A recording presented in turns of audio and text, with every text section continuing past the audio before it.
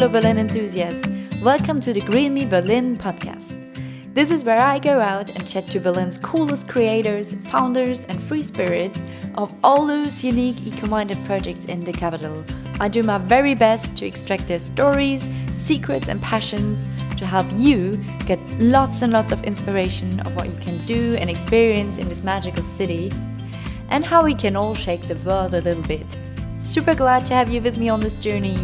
Now let's go green in this urban jungle. And remember, always be prepared to be amazed. Hey you beautiful people, what's up? Hope you all had a super smooth start into that crazy Christmas season. It's more than time for a fresh new episode as well, isn't it? My guest today on the show is the wonderful Alexis Goertz, a self-proclaimed probiotic warrior, and without a doubt, one of the most energetic, positive, bubbly, and charismatic women I know.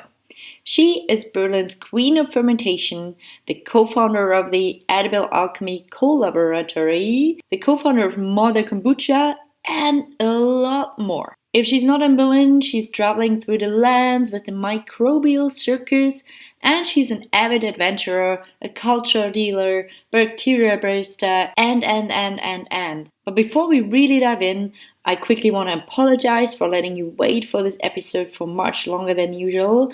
Things have gone pretty busy over here as we started to focus on more live events and tours. Taking Green Me Berlin from online to offline has kind of been a logical step because I've always been a big advocate of the power of face-to-face. And what I experience now on our green tours, when we take in locals and travelers to the most exciting areas and eco-minded projects in Berlin, is total proof for that. You know, there's nothing more powerful than connecting people from all different backgrounds who really share the same values, the same passions, the same hopes to make our world a little bit better. If you want to be part of our final public tour before the winter break, there's still a chance. Our very final tour is running on Saturday, the 16th December. It's our Conscious Gifts and Glühwein series in Kreuzberg. Check out the links with all the details, routes, and prices underneath the episode. I'll throw you the link in there. And of course, you shall be rewarded for listening to the podcast. I'm really thankful for that. So we're giving you a special discount of €5 off the ticket price. It's just €25 the normal price, so it's €5 less. To redeem it, just enter the discount code GreenMeXmas, all small, all together, when booking on Eventbrite, and zack, the €5 should be deducted. Now, linking back to today's episode. You know, apart from having the nicest participants on the tours, it also really warms my heart when I think about how amazing our partners are. They're so welcoming and giving, and also super spontaneous when I sometimes call a few hours before and say, "Can we come by at your atelier with 15 people?" And they're like, "Yeah, sure, come by." Anyway, one of these amazing partners, and meanwhile also good friends, is Alexis Goertz, as I mentioned, the co-founder of the Edible Alchemy co-laboratory. I had the best time recording this interview with her. I could have chatted for hours and hours because what she does, and especially how she does it and all her values and how she thinks about the world and how she sees everything, how everything connects, is just so fascinating. Through her platform, Edible Alchemy, Alexis shares heaps of super valuable knowledge about healthy lifestyles, food skills, and creative experimentation through fermentation. And fermentation has so many superpowers, but we're not just talking about our health.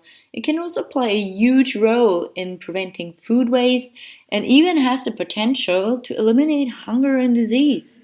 Unfortunately, like with so many truly incredible healing forces of Mother Nature, our Western culture has become largely out of touch with our microbial world. Instead, we really tend to lean towards processed, packaged, pasteurized, and fast food. Thank God Alexis is here to guide us back to the sustainable powers of fermentation through colorful events, free webinars, lots of great content on the website, and most importantly, super fun, interactive, hands-on fermentation workshops. Really, guys, her whole story absolutely captured me. It's a tale of adventure, braveness, travels, immersing with different cultures, empowerment through teaching, and of course, eating the most delicious foods at the same time. Okay, I'll let you wait for far too long now. I'm gonna stop chit-chatting and pre-chatting, and I really hope you thoroughly enjoy this episode. Let's start, shall we? Hi Alexis, welcome to the show. How are you doing? Very good. Awesome. Very glad to be sitting here with you today. I've been super looking forward to this to happen because you're always spreading a lot of good energy and are doing like so many interesting and unusual things. And I think we first met in Better House, like that big co-working space in Kreuzberg, and then I saw you with your bacteria bar at a bunch of events like in Prinzessinnengärten and like many more. And I also participated in your workshops, of course, on how to make delicious kimchi and kombucha. And since then, I just keep telling like everyone about you and your projects. And then we recently teamed up for our circular economy tour and dinner series in Kreuzköln. And the reason we knew it would be such a great fit for that was the connection between fermentation and food waste. But there's actually so much more to it. And I can't wait to extract all those bubbly secrets and stories from you. And I came across a few people now who are doing stuff with fermentation, but no one is by far as passionate about it as you are.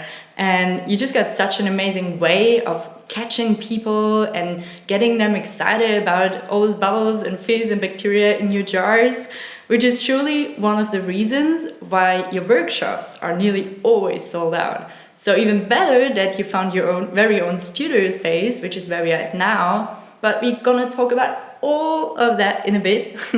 First, let's put people into the scene and what we're actually talking about today here. And I could probably roughly explain what fermentation is, but actually you were just so much better at that. So for the people out there who are not yet familiar with the ancient art of fermentation, could you just quickly explain what's behind it and maybe also mention a few of the major benefits of it? Sure, yeah, great. So fermentation is actually just a natural phenomenon. It's basically, if we're looking at it in a scientific way, it's yeast eating sugar, creating bubbles. And we can see that everywhere. We can see it in beer, we can see that in our own ginger beer, when you're making your own sauerkraut or kimchi. Over the next days after you've put it in a jar, you can see it bubbling and even juicing out over. Fermentation can sometimes be messy, but the end result is often very tasty. And the reason that we chose this name, Edible Alchemy, in this whole fermentation business, it could also be called drinkable alchemy because we have a lot of drinkable things like wine and beer. And very exotic other drinks that we might not know the names of now, but sake is fermented, and pretty much everything that has alcohol in it is fermented. And the whole edible alchemy, alchemists tried to change the wind and the air and Saturn and Mars and the earth into gold. Even though they weren't successful, the idea of the name is that we're changing normal, simple things that are around us, like grapes, to have more value and also for our bodies into wine. Or the whole kimchi, taking a cabbage and changing into something with more flavor and also more nutritional benefit. So often, or a lot of the times, this whole probiotic fad that's going right now is about this living bacteria, and that's sort of repopulating our gut microbiome. And this is a really big topic right now, why edible alchemy is also working very well right now, because people are interested and they want to know what's going on inside their body. Because they're realizing it's connected also to the outside, our skin, the way we feel, the way that we are thinking things, because there's a gut-brain connection. The way that we're digesting things and our overall attitude. And so you are what you eat, this expression in German, they say, du bist, was du isst, sounds even better. And it's really, really true. And in many languages, there's even these other idioms or expressions like follow your gut feeling. Again, in German, they have one, Bauchgefühl, your gut feeling. And this has never been so true more than now, I would say. True, definitely. Yeah, I mean, you already touched on like so many different benefits of it here. I mean, one of course being the health aspect. I totally agree that like this is becoming more and more important now. People want to know what's going on in their bodies, but also like what is in their food, and not just eat like all this processed and packaged and unnatural shit that's been out there from all the big companies and all that. So for that, I guess, fermentation has a big role to play. And then also the zero waste aspect is also a really big one, I think, because it's about preserving foods and making them durable and like not throwing so much away if you have a bit left over or something like that. It's for me, that has always been an issue. Because I've grown my own crops or like small garden things, and it's always such a shame when there's parts of a plant that you can't use, maybe raw. For example, the core of cabbages. You cannot really eat them so often because they're very hard and people often throw them out. But say you have a bunch of cabbage cores, you can put them all together in a glass with salt, and over time then you get an amazing crunchy pickled cabbage core with whatever seeds or seasonings that you want, or broccoli stems are really great examples, or pineapple skins to make vinegar, apple peels to make vinegar. I always do this fruit scrap vinegar, so all of the fruit scraps and even onion peels and things that people often are putting in the compost or even in the garbage, unfortunately, you can throw in a big jar with some sugar and over some weeks create your own custom living vinegar.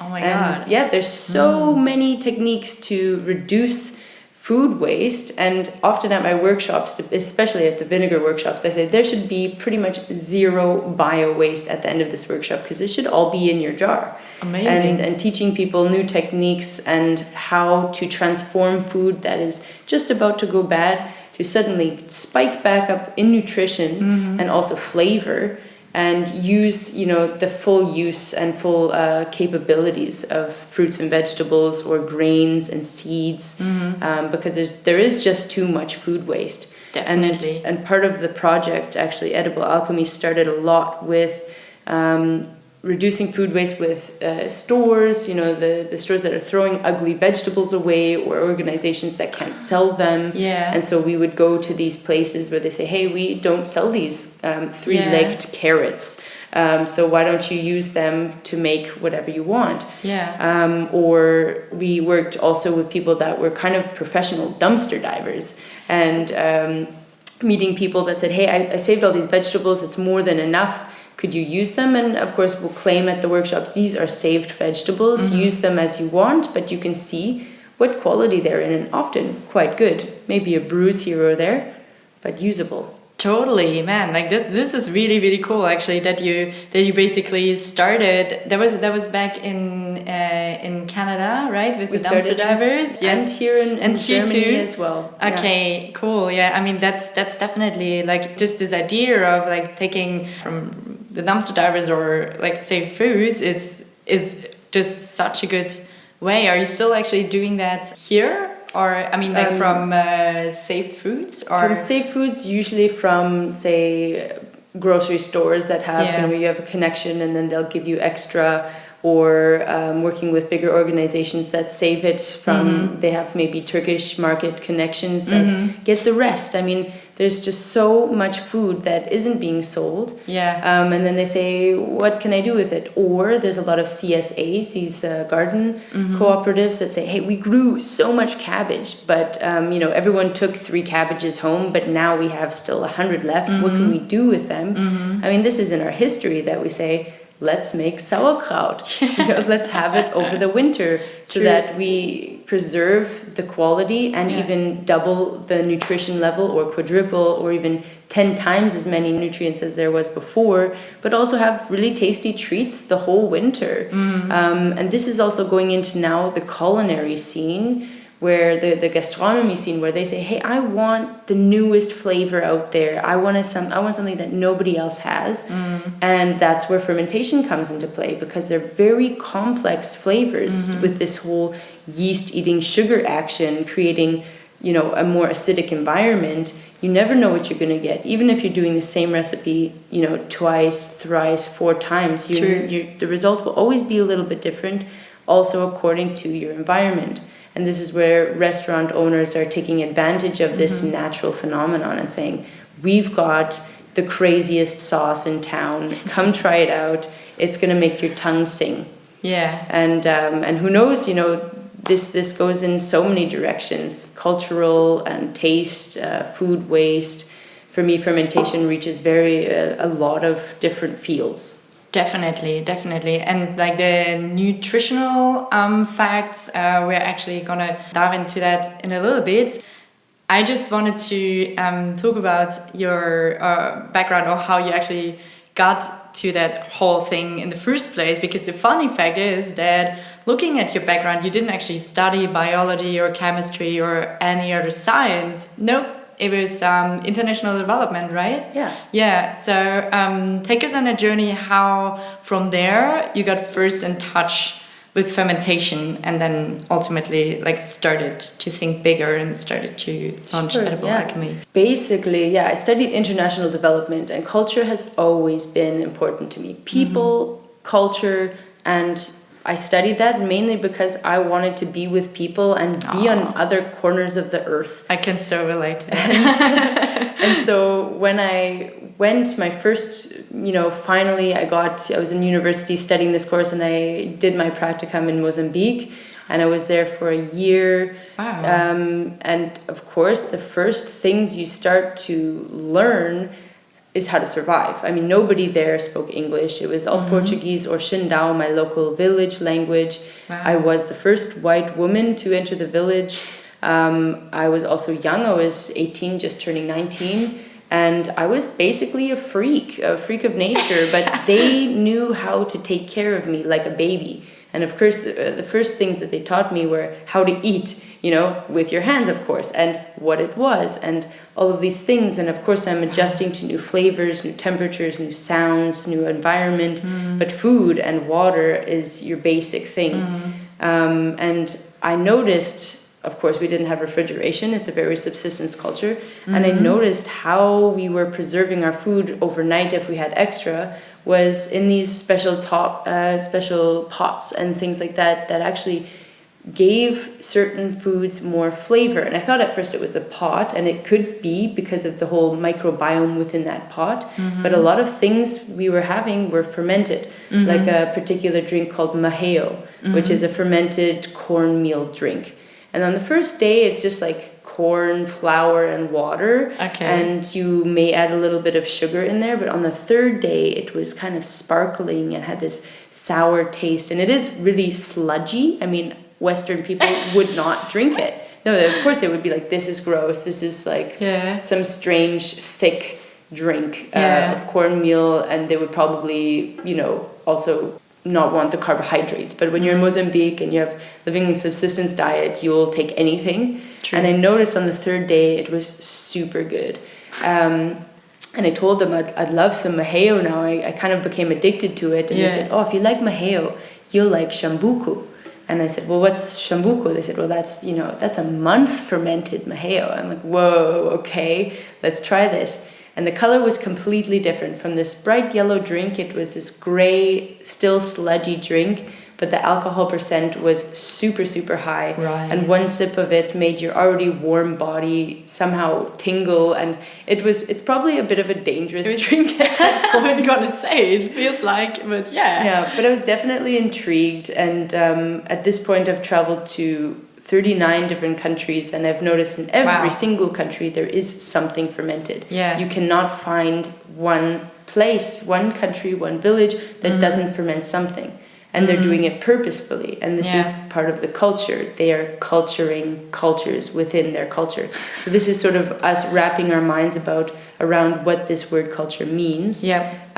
Like the cheeses in France, they have special caves, and they're like a microbiome in itself. And you put milk in one cave, the same milk in another cave, and you will get 2 different cheeses just because of that environment in there.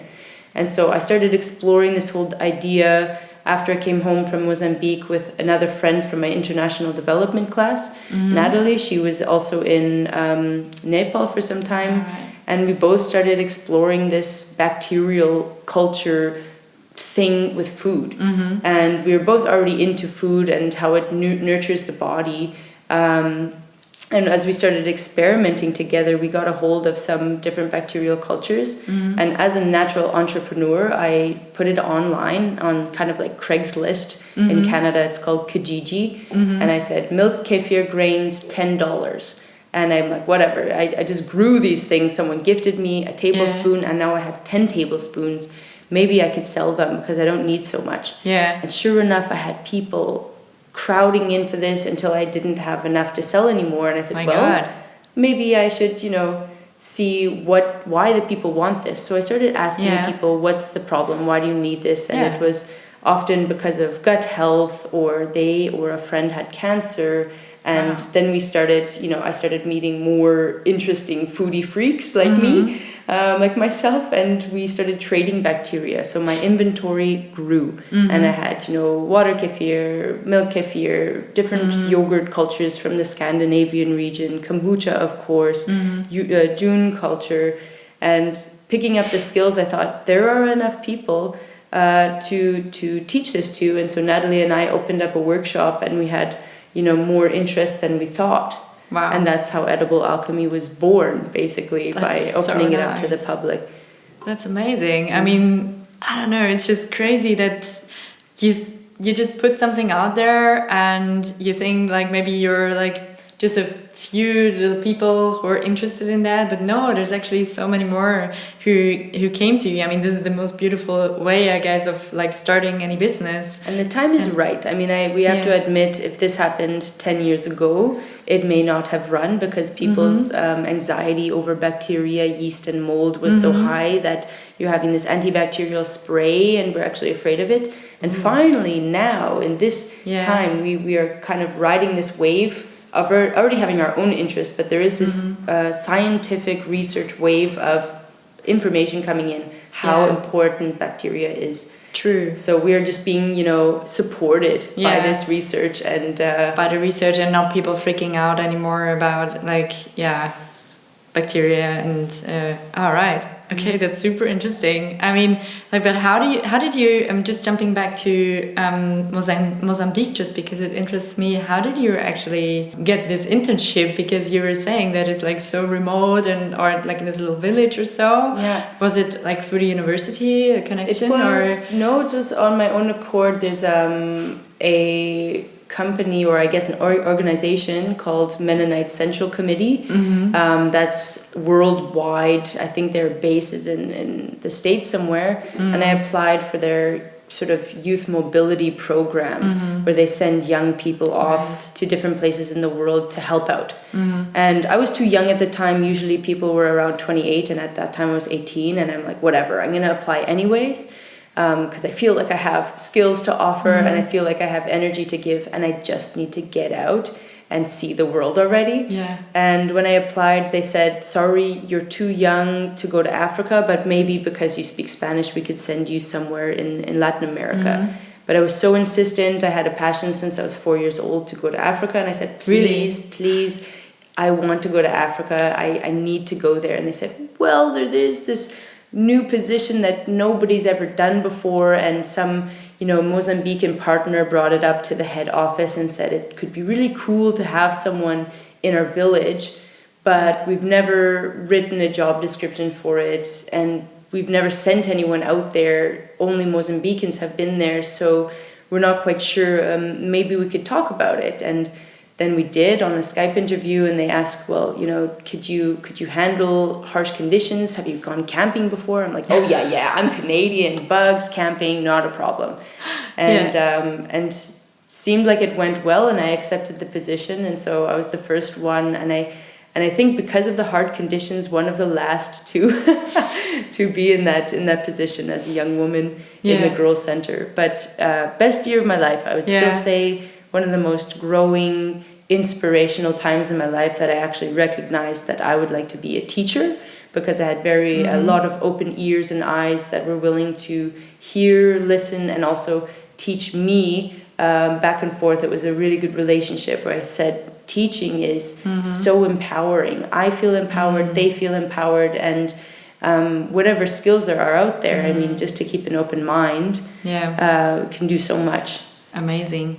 What was an experience there that changed you the most? Was it that teaching bit, or was there something else? I would definitely say so. Yeah, just learning that I can be a teacher and I can be someone who empowers other people, but also have the openness to be empowered myself and have that exchange. Also being very reflected and being reflective in your own self, because nobody spoke English. And it's an entire year that you're living without electricity. You don't have any connection except for a very poor Nokia mini handy cell phone to talk with the rest of the world once in a while. And so you're really, really there. And your world of cars and cities and industrial places is so foreign to these people that you are an alien. And to just open yourself up and be like, I'm an alien, but I'm willing to be with you. And I'm willing to learn and sort of give my perspectives, but also not push anything on anyone, because if it's something that they can't change, I mean, it's not my responsibility to go in there and say, hey, you know, you should all be going to the theater on Friday nights and doing these things and having salaries and putting unnecessary pressures on people that just don't understand. So just opening up my perspective, and also when I come back to Canada, when I went back, not to put pressure on the people that didn't know my world in Mozambique and say, hey, you're throwing this away, there's children in Africa starving. I could have. I saw that. I was there. I was really like the world, you know, the World Vision commercials where there's kids starving in Africa. That is not all of Africa. I would definitely say you go to South Africa, there's people richer there than we've ever met. But there are places still that do exist, and that's where I was. And to not say to my mom, the water is running. Do you know that I had to pump my water by hand and carry it a kilometer to take a shower from a bucket? I mean, I could have been that person, but you have to be careful not to push your perspectives on people that just don't know, and address the issues in a better way. And I think that's what Green Me Berlin is also doing, is just sort of opening up people's minds and saying, this is just a smarter way to be, and look at what we can do, rather than this is what you shouldn't be doing. I mean, don't do the don't, but rather say, look and see something new. Totally. Totally, exactly. Thanks for drawing that connection. I was actually already thinking like, I so agree with this. This is totally what I strongly believe in, and it's absolutely true. That's what we're trying to do as well, or what I try to do is just showing how much fun it can be, and that sustainability is not all like, oh, you shouldn't do and you have to stop this and so on. It shouldn't be a guilt trip, but it should be a lifestyle and a decision. A rewarding one. Totally. One that's, exactly. Wow, it must have been like such a life-changing experience there. And I always say that like travel is like just so important to open your eyes. Of course, it's like you fly and there's CO2, but I also think it's wrong just to lock yourself up into wherever you are, just kind of to be more environmental. I think it's important to understand the bigger picture, that everything is connected out there. And also, I guess, I mean, when I traveled to developing countries, but I mean, that wasn't even half as intense, of course, as your experience, because my maximum was like 3 months India. But these experiences, they make me so humble, and they make me also very grateful, of course, for like then when you're back in your Western world and you have suddenly everything there. But at the same time, you learn so much from those people there that are far away of all this luxury and amenities and consumption and whatever. You learn what life is actually really about. And also, what is really incredible actually about the whole story with Mozambique that you told is that fermentation is actually also a hugely beneficial technique for developing countries, like making the food more nutritious and durable. And do you think that fermentation could play an important role also in like solving or improving issues like hunger and diseases in the developing world? Definitely. Like you're looking at places, even in Nepal, when I was climbing in the Himalayas for a month, also no cars, no motorbikes, no cell phones. And the things they have in the Himalayas, I mean, we're thinking Everest here. This is a view I looked at every morning when I woke up. You do not have fresh vegetables there, right? Everything is carried up on the back of a person or on the back of a dzopki, which is a breed between a yak and a cow, because there's just rice and dal, and even the dal is dull, which means there's often no salt or very little spices. But when you're eating in these little huts on the mountain, then suddenly they bring out this pickled mango that perhaps someone made in Kathmandu, and this is the prize, and this is the one thing that brightens up the plate. It has spice, it has salt, it has flavor and tang, and it just makes the whole plate alive. And also it is making everything that you eat is bioavailable. So suddenly these nutrients from the fermentation process are unlocked and are there and even preserved over time, so that in very, very far away places that don't get vegetables can survive in very harsh conditions. And in terms of Mozambique, definitely people were eating these things and feeling good, pumping up their immunity, their immune system against common sicknesses. It's so important to have a good microbiome, and if you're just eating very basic things, your gut microbiome is also basic and thus vulnerable to other more complex things, say if an outsider comes in and brings something.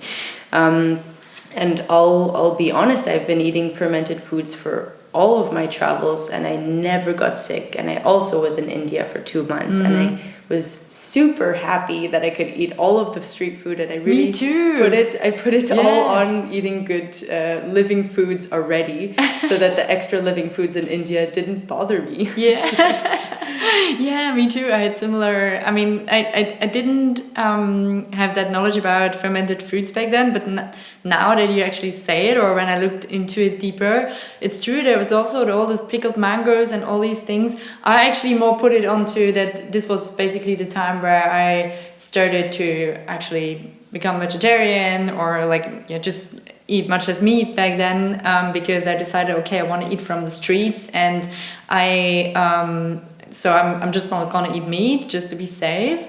But also, of course, there was always those pickles, and on top, I was never in my life so obsessed with. I mean, some people, they travel always with all their sprays and with all their things. Spray, and I just never really. I never was brought up like that. And then I don't know. I just thought, people who are over obsessing with these kind of things, they're actually getting sick because their guts, they cannot handle anything else. Man, it's like so it's really funny, that connection. Just making a little shift. What brought you actually to Berlin? Then you started it all. Another interesting story. Another interesting story. Yes. So I was doing Edible Alchemy for a year in Canada, but I already knew I was going to be moving to Europe. I come from Winnipeg, which is a very amazing little city. However, I seemed to, at already a young age, know I was not going to stay there. And I don't know if it's their minus 50 plus, minus 50 degree weather Celsius. Oh my God. Or what it was exactly, but I definitely had a craving to go somewhere else. And so I'd been traveling the world, also exploring some more bacterial things on the way, and ended up hitchhiking from Brussels to Berlin with the idea I would live in Berlin for 1 year. And because I had a visa, it was easy to get, this youth mobility visa as well. And I ended up opening up my first bacteria bar at Trial and Error Recycled Creativity Festival. So there's another organization called Trial and Error. They're an NGO, sort of doing all sorts of artistic upcycling things. Yeah, they got like a little space in Neukölln. Exactly, yeah. And so I was a part of the group, and I proposed my idea of having probiotic drinks and calling my bar the Bacteria Bar. Because I already knew Berlin seemed a bit edgy, and this name was going to, you know, freak people out a little bit, and they're going to be intrigued. Yeah. And so at the festival, I opened up the bar, and from the moment I stood there, everything was sold out within hours, and the bar was never empty until I had nothing left, and I was packing up to go. And that was proof for me that Edible Alchemy is ready to be brought to Berlin. And luckily, of course, for myself, I brought all my bacterias, and so I started to, some of them were dehydrated from the long travel, so I rehydrated them and started getting everything going again. Right, so you always traveled basically with your whole little kit of bacteria. Didn't you have problems at the airports? I did not take them to New Zealand and Australia because of quarantine, but otherwise, other places, a couple got confiscated, but otherwise I often say it's some kind of facial cream, like my yogurt cultures, or some strange, I don't know. You just make it work somehow. Yeah. And so a lot of them made it, of course, and have collected a lot more since then. And the community in Berlin has very much open arms to this idea, and has really thrived here and around Europe. Yeah. So I'm super happy, and also the food culture here is so much greater. And the cheese, for example, in Winnipeg, I was finding cheddar, mozzarella, and marble. And marble is a combination of cheddar and mozzarella. You know, you cannot find so many varieties. And just here on the street, you find a cheese monger, and he has something like 100 varieties of cheese, and 20 of those could be different blue cheeses. And I just get super intrigued with the whole food culture, beer, cheese, wine, and how available it is. So it's actually kind of like a paradise for this whole fermentation thing for me right now, and also people's previous understanding from their forefathers. Yeah, definitely. I mean, I guess it's also a thing that, especially food-wise, there's been so much happening here in the last years. I mean, I moved to Berlin 11 years ago, and it was very different back then. I guess it would have been more difficult, but still, always Berliners or people who live in Berlin, they just love to try new things. They just, if it sounds a bit weird and a bit unusual, they're in. And I think that's what definitely, makes it a great place, definitely for having Edible Alchemy here. And you were just talking about the trial and error project. Apart from that, is there a good fermentation scene in Berlin, like who you can exchange with, or you share ideas, or is it still? I think it's growing. I mean, I started up another project, Mother Kombucha, and brewing kombucha here in Berlin.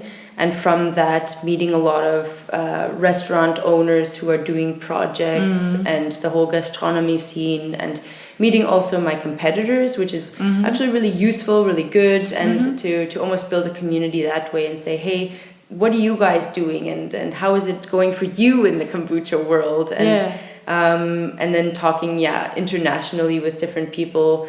It's been really good, and I think people are just getting more and more excited about it. Definitely. Yeah, definitely, I agree. And I think this is a really good point about this. I love that you say that.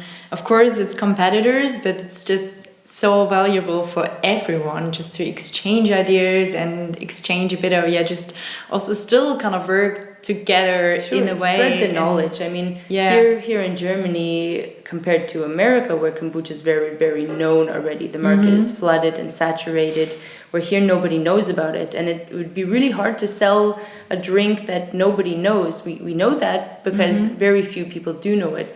However, the more competitors there are on the market to sell kombucha, the more power we have all together to make this drink understandable, to know what's behind it, and get people excited about the drink.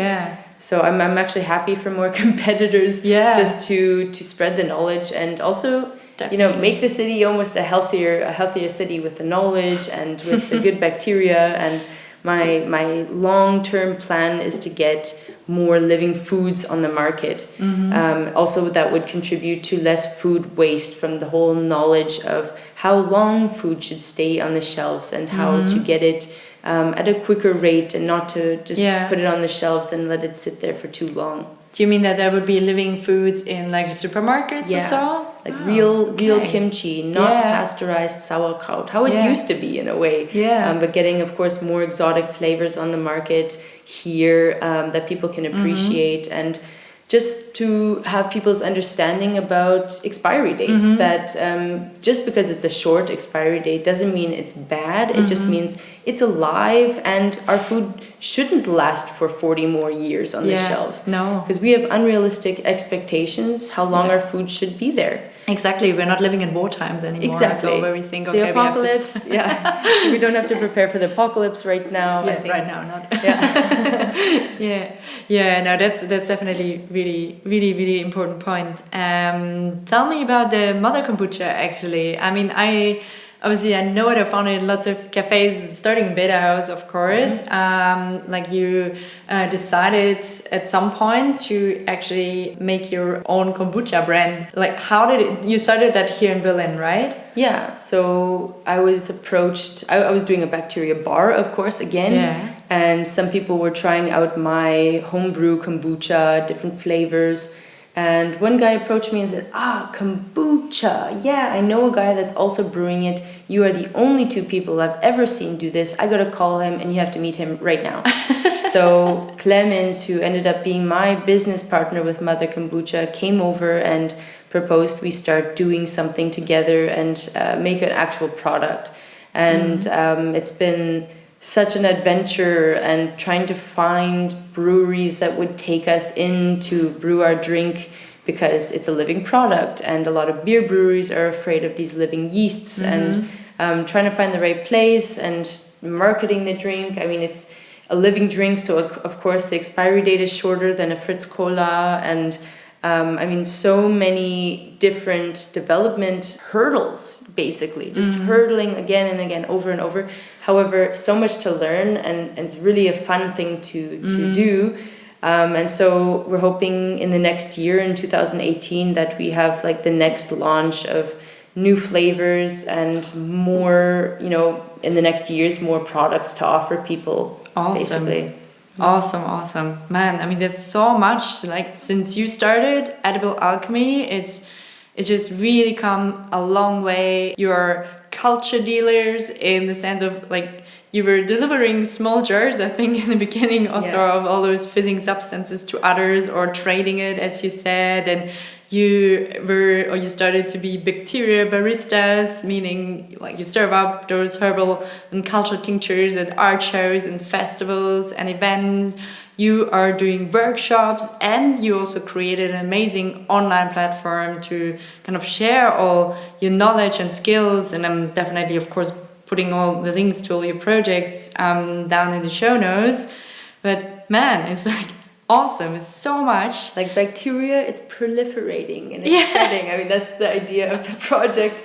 And to share, to share the knowledge, and other people share with other people. And again, knowledge is so empowering, and to know more about our food is also to know more about our culture and about ourselves, and what's going on within our economy, within our own, areas, our own neighborhoods, to know what can we do with this extra food, and what can we do from the grocery store when they're throwing that away. So just to become aware in all senses. Yeah, and you're doing an awesome job in that. And also a big part in that whole thing, I just mentioned it, are your workshops.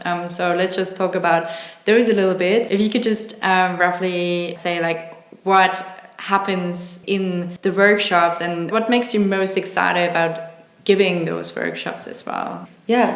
So I give fermentation workshops of all sorts. Now it's expanded to cultured butter and yogurt, bread, kimchi, sauerkraut, water kefir, kombucha, tempeh, miso, all of these things. And I love to give them because of this whole empowerment thing, to give people this new knowledge and understanding. I mean, that would also help me in the future, say, if I launched a new kimchi product on the market, that people say, I know kimchi, I even know how to make it, but I still want to buy it because either they don't have enough time or because they really love the flavor. Yeah. And in the workshop, basically what happens is everybody is welcome to try the probiotic snack bar. I bring always a lot of food and drink and snacks that pretty much everything on the table should be alive. Probiotic, it's living. And to get over that concept, that fear that people have of, oh, living food. I mean, it doesn't mean that there's maggots in it or anything, but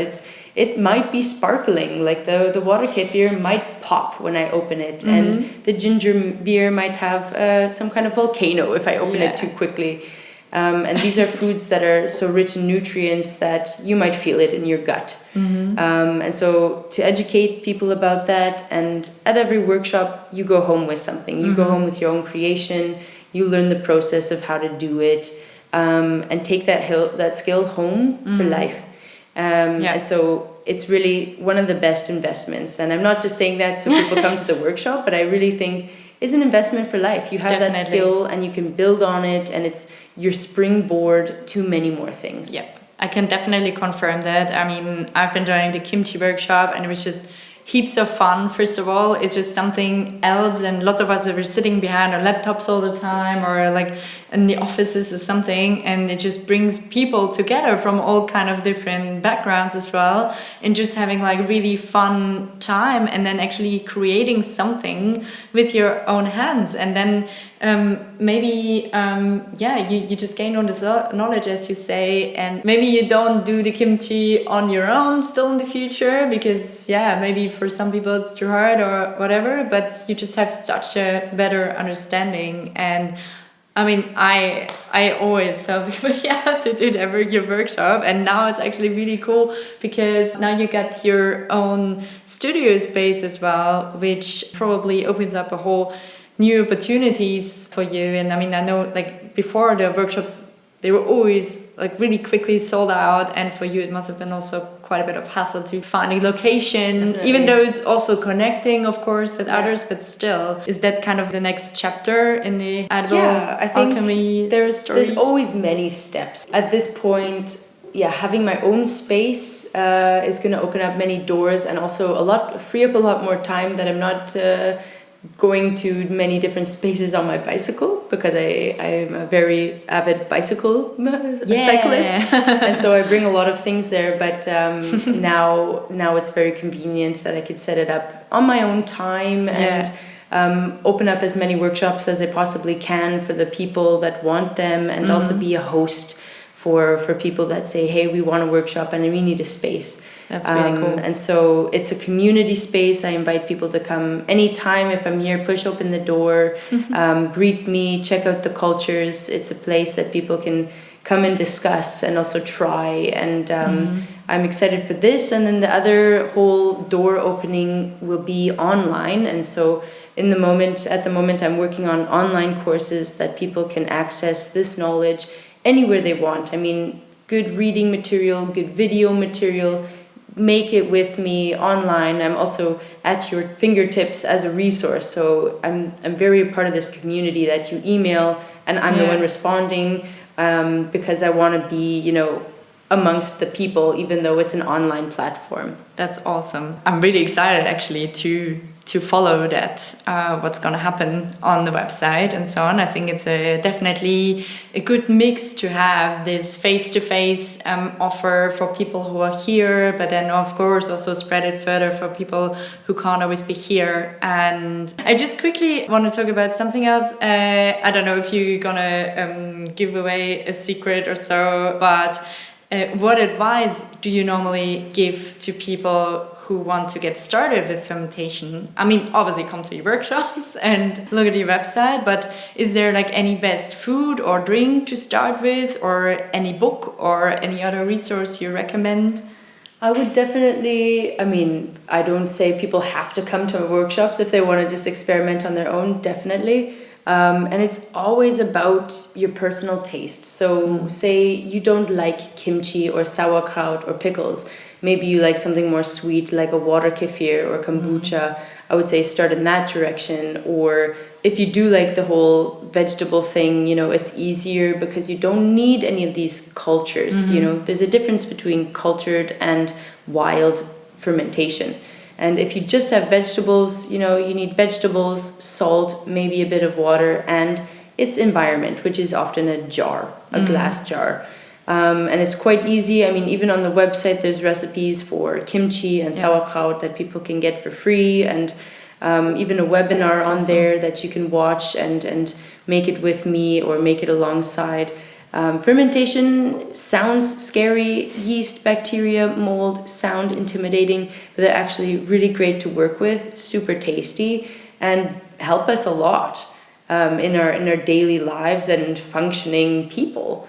And so this is just a point that I'm always trying to get across with what I do. Yeah, totally. And I also think that a lot of people, they're maybe first a bit scared with that, but in general, people with food, they struggle with being confused what foods are good and what aren't. They're overwhelmed by all this new and often also contradicting information. It's like flooding over them, and what can I actually still eat, what can I not eat? Maybe you can just quickly share your approach to eating the right things, and are you like super strict with your diet in a certain way, or do you only eat fermented foods? Obviously not, I think.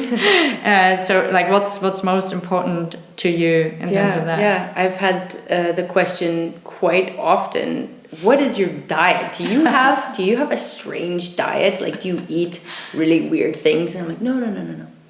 Yes. Of course I do. I mean, I if you look at my fridge, you will see lots of jars of strange things that you do not know. With inside, they should be pretty explosive and strange flavors. However, I encourage people just to have a diverse diet. I mean, for me, that's my key. I do not restrict myself to not have candy or cake. I love cake. I am not a vegetarian, although I do not buy meat, just because of the sustainable aspect. But say that somebody prepares me something and says, you should try this, and it's coming from a good source, and I feel there's value in what they made for me, so I'll try it. You know, I'm exactly the same. I'm a flexitarian, and I think to be more flexible in your diet and also bring in a lot of diverse things keeps your gut guessing, which is a really good thing. It's also a muscle, like our brain, to learn new things, to expand that knowledge, and our body as well needs to have a diverse diet and not have the same thing every day, because as soon as you put something new in there, it's going to freak out. So if you're constantly putting new things in there, it's just going to be prepared for whatever's next. True. And some people, I think they just wanted to go too fast from like 0 to 100 or so, and then of course they're also getting they're freaking out or they're overwhelmed. But I love this approach, I think, and that's what I hear what a lot of people, when they ask me about my diet or about being vegan, or I'm also actually really flexible, and I share that approach that whenever someone prepares all this for me, or when I travel also, I maybe want to just try the local food, or if I really want to have a piece of cheese, I'm just gonna have a piece of cheese. But I think the most important thing is just to be aware of things and to mainly do good choices, but not to kind of limit that, because then always like we have this thing in us, this freedom bug that just wants to break out of there. And I'm totally on your line with that. After chatting about all these things, it becomes even more clear to me that you have a ton of different things going on. We already mentioned it. Apart from your own workshops, you're involved in heaps of other cool events. You have the Mother Kombucha, and you're building your online platform, your online course. Yet you always seem super energetic and relaxed at the same time. And I just wanted to know how you manage to keep up all this energy and always be like super positive and bubbly. And I definitely contributed to the probiotics. I mean, you are what you eat is definitely a part of the game, and I think having a healthy diet and just feeling good, frees up time to think about other things. If you're feeling ill, I'm not totally invincible. I have been sick here once in a while, and feeling sick definitely limits me from thinking straight and getting things done. Yeah. And so as I'm feeling good, and I also feel, I'm motivated to do the next thing. And also as a freelancer, I mean, you pick and choose your times to work. That can be a gift or it can be a curse at the same time. I mean, you can work as little or as much as you want.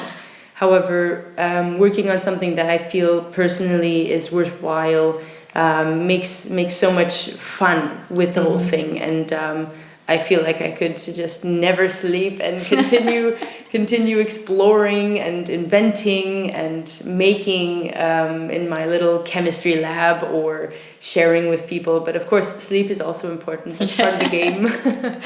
Oh man, that's so nice. Like I can totally relate to that. Just do what you love and get excited about it, and then definitely. Just before we go to the very final part, I just wanted to throw the question into the room, just thinking about like all these things that you're passionate about and like just the things that you're built up, or maybe also just general in your life. What are you most grateful for right now? This building, I'm now at the Bobstraße in Kreuzberg, Kiez, and I'm biased, but I think it's the most beautiful Kiez in Berlin, Yes, where I have my space, and on the very, very top of this building I have my rooftop garden, and underneath the top is my apartment, and everything seems quite centered here, which means I can spread that energy around the rest of Berlin. And this is kind of like the great meeting point for me. And being in Berlin now, 3.5 years, I feel like I've reached that point where this is really home. And being an avid traveler and being to more than 35 countries, it's been 39 now. I really recognize that I finally found a place that I say I could be for a long time. Wow. And that is super unusual. Wow. So having that feeling, I mean, for all those travelers out there who also cannot believe that will ever happen to you, it's pretty surreal to feel that and be like, whoa, this is a place I'm going to be for some time now. Yeah, wow, that's powerful. I mean, I'm not even sure if I have found that just yet. I mean, of course, Berlin is the base, and I know why. But yeah, it's still kind and it's always changing. I mean, I'm not saying it's the law and I'll be here forever, but just at the moment's time, settling myself here. Oh, I never thought I would say that word, settle. It's funny, I had it actually. I noted it down when I wanted to talk to you about the space, but then I thought, oh no, let's just not talk about settling. So we'll see what happens. I mean, I say I'll be in this space for the next 6 months for sure, and perhaps keep doing the Microbial Circus, which is another line with Edible Alchemy, is the touring part, and going as sort of an entertainment and education. And that's what the Microbial Circus is all about. And so I travel often with Natalie, the original co-founder, with me. We go together and pick up new skills and teach other skills and collect bacteria and bring them to new corners of the world. Amazing. So are you going to do this like in summer, or the next Microbial Circus will probably be next year February. Right. You often go when the weather is cold. Yes. Yeah. Definitely, that's true. Where is it going to be, do you know? Often we go to colder places. Actually, last year we went to Iceland, which was amazing. And definitely dark. But beautiful in its own way. And we tried a lot of fermented things, like the famous haukar, which is a fermented shark. And it's very, very strong and makes your eyes water before it hits your mouth. And that sounds crazy.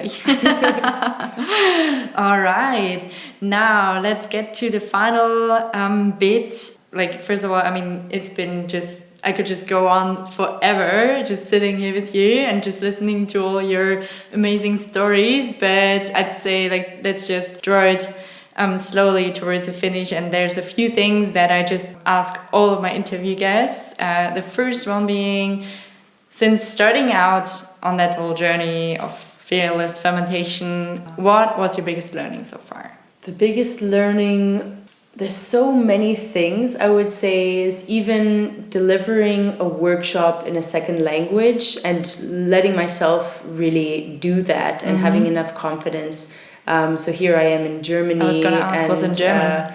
Teaching the Germans how to make sauerkraut auf Deutsch as my fifth language. And so this is something that I feel I'm proud of, but it's always something to work on. I mean, it's not perfect, and I feel like another language to teach someone else in a second language, another language, which is microbiology. Wow.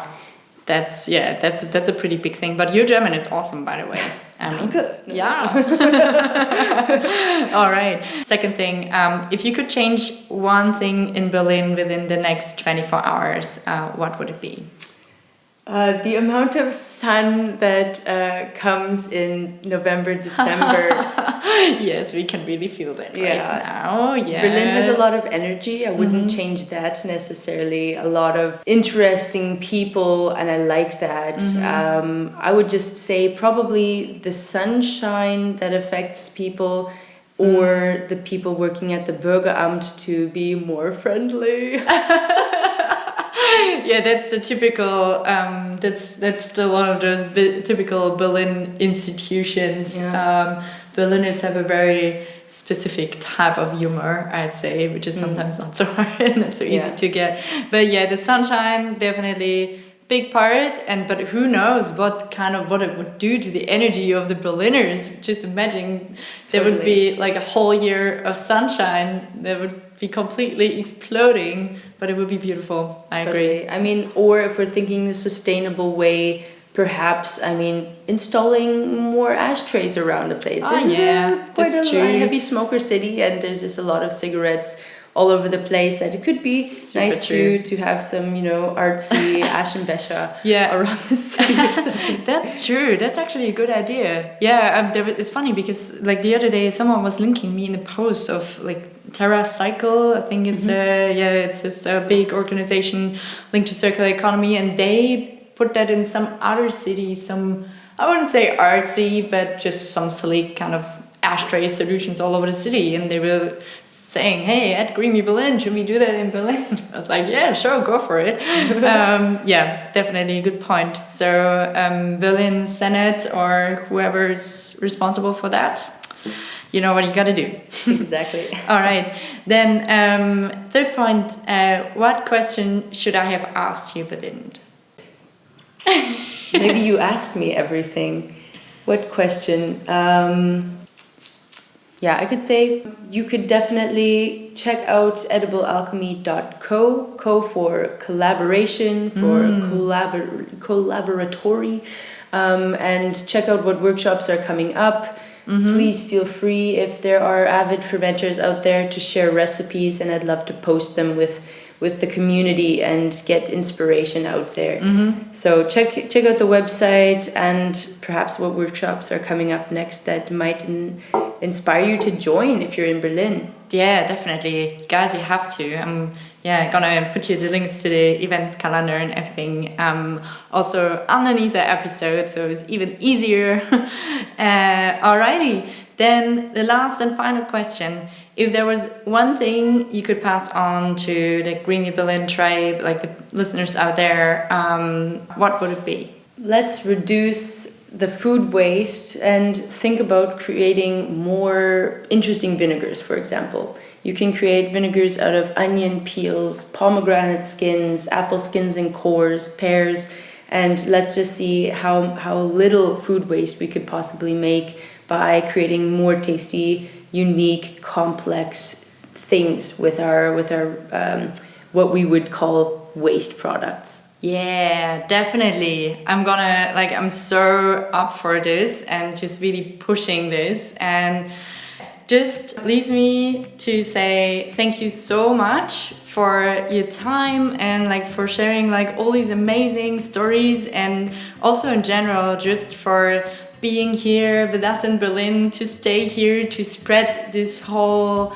movement actually, or to push the whole movement and to really open people's minds and their taste buds. And I think I don't know, I just deeply acknowledge you like for the work that you do and for like being so passionate about sharing and empowering people just to live a healthier life and create a healthier planet. And you. Thank you. Awesome. Thanks so much.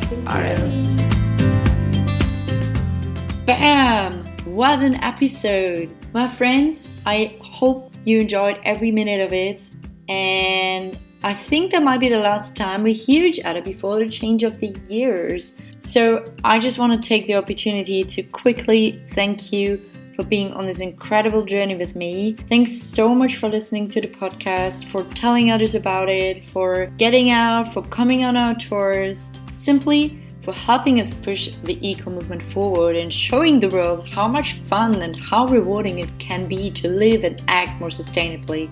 It'd be lovely to see you all sooner or later and explore the Berlin green scene together. Have an amazing Christmas time. Pay lots of gratitude and kindness and respect for this beautiful planet and all our fellow human beings. And then let's kickstart the new year with lots of positive energy and change the world. Oh yes!